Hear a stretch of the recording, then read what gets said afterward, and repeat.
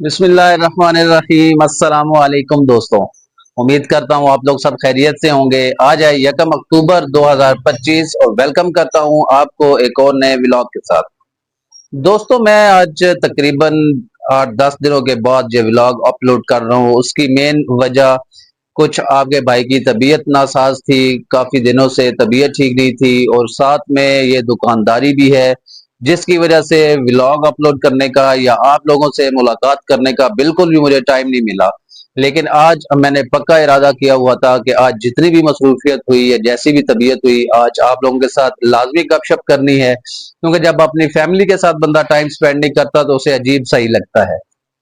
तो दोस्तों, आज का ये व्लॉग भी आप लोगों के लिए इंतहाई ज़रूरी होने वाला है। बस गुजारिश यही है कि इसको एंड तक लाजमी देखिएगा और अगर आपको ये पसंद आए तो इसे लाजमी लाइक और शेयर कीजिएगा।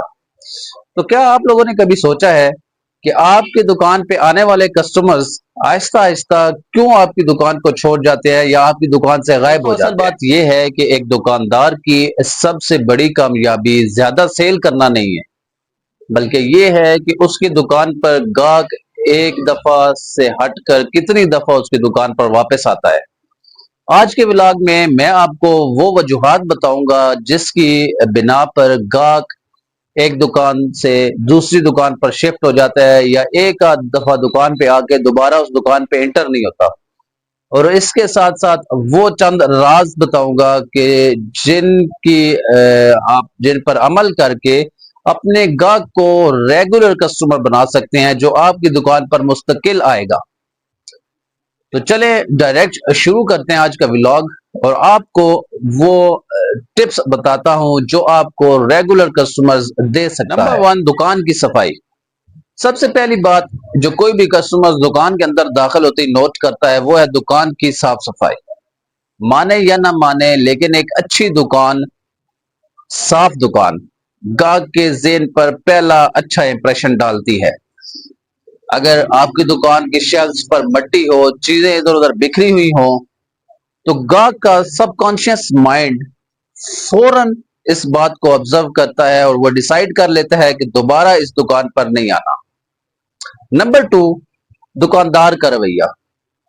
दोस्तों, इस बात पर पहले भी आपसे कई दफा मैं अपने जो व्यूज हैं वो शेयर कर चुका हूं कि एक दुकान की कामयाबी के लिए या कस्टमर्स को पक्का गाहक बनाने के लिए दुकानदार का रवैया बहुत मैटर करता है। अगर एक कस्टमर आपकी दुकान पर दाखिल होता है और आप उससे सख्त रवैया या बुरे लहजे में बात करते हैं, तो वो दिल ही दिल में ये सोचेगा कि आज तो मैं इस दुकान पे आ गया हूँ, लेकिन आइंदा इस दुकान पर कभी भी नहीं आना और ना ही वो आपकी दुकान किसी और को रिकमेंड करेगा।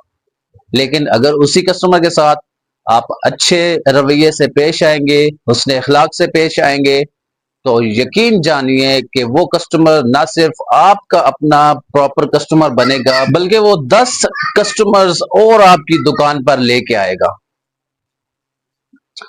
नंबर 3, छोटी चीजें बड़ा असर।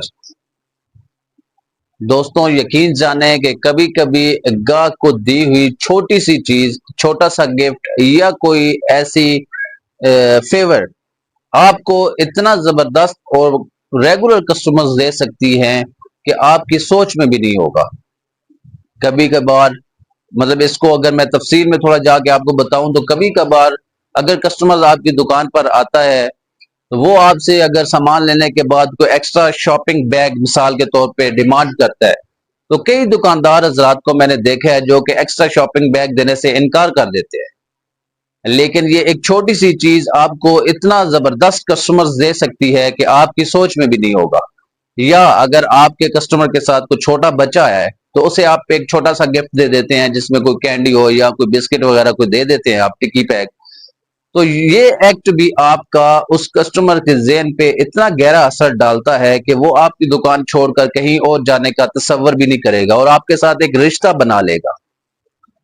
नंबर 4 पर प्रोडक्ट का कंसिस्टेंटली अवेलेबल होना। मिसाल के तौर पे अगर आपके एक कस्टमर है, मैं आपको एक छोटी सी मिसाल देता हूं कि आपकी दुकान पर डालडा, कश्मीर ये घी पड़े हैं।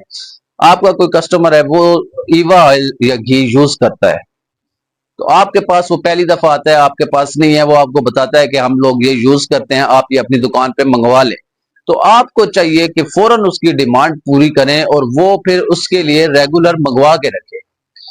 یا اگر ایسا نہ ہو کہ ایک دفعہ آپ کسٹمر کو آپ کی دکان سے چینی ملی ہے، دوبارہ وہ دکان پر آئے تو نہ ملے، یا تیسری بار آئے تو وہ نہ ملے، تو اس سے بھی آپ کا گاہک آہستہ آہستہ آپ کی دکان سے وہ فیڈ اپ ہو جاتا ہے اور وہ دوسری دکان کا رخ کر لیتا ہے، اور یہ کام ویسے بھی کسی بھی دکاندار کے لیے اچھا نہیں ہے۔ آپ کو چاہیے کہ جو آپ کی بیسک آئٹمز ہیں وہ اپنی دکان پر ہر ٹائم رکھیں، جن میں چینی، آٹا، گھی، دودھ، یہ چیزیں شامل ہیں۔ نمبر 5 پر ذاتی تجربہ اگر میں آپ کے ساتھ شیئر کروں تو اس ڈیلی دکان ولاگ میں اکثر آپ لوگوں کے ساتھ یہ بات شیئر کر دیتا ہوں یا کرتا رہتا ہوں کہ آپ کے کسٹمر کو صرف چیز بیچنا مقصد نہیں ہونا چاہیے، اسے اعتماد بنانا، ایک رشتہ قائم کرنا، یہ آپ کا مقصد ہونا چاہیے۔ اگر آپ اپنے کسٹمر کے ساتھ ایک ایسا تعلق بنانے میں کامیاب ہو جاتے ہیں کہ جس میں وہ اپنے گھر جیسا فیل کرے آپ کی دکان پر آپ آ کے، تو یقین جانیں کہ یہ کسٹمر آپ کی دکان کے لیے پوری زندگی کے لیے ایک پروفیٹیبل کسٹمر بن جائے گا۔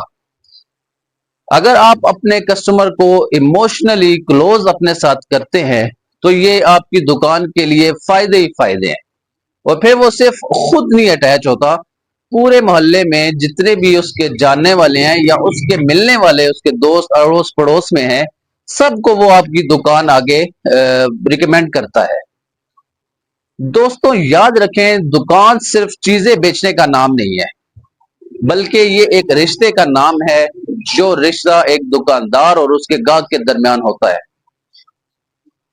جتنا مضبوط یہ آپ اپنا رشتہ گاہک کے ساتھ بنائیں گے، اتنی ہی اچھی آپ کی دکانداری چلے گی۔